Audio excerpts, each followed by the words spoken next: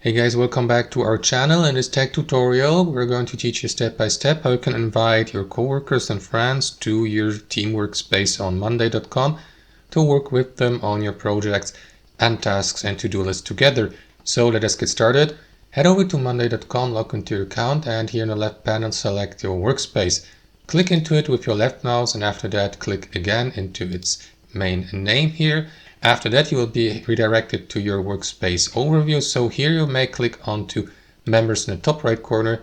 And after that, here, click into manage users. After that, guys, you will be given access to your list of current workspace users or members. So you may, for instance, invite new users by clicking on invite here in the top right. That is going to open up that window here.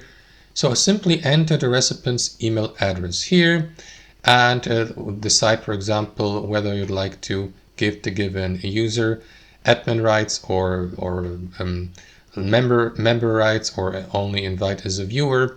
You may also write an invitational message, however that is optional.